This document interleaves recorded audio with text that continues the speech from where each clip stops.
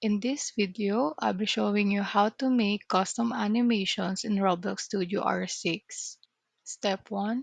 Open Roblox Studio, load the place, and make sure Explorer and Properties are visible. Step 2. Insert an RX rig and place it in Workspace. Step 3. Open Plugins, then Animation Editor. Click the rig, press Create, and name your animation.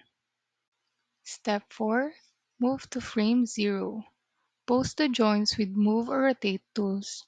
Then add a keyframe. Jump to another frame and make a new pose. Repeat to build motion. Press play to preview.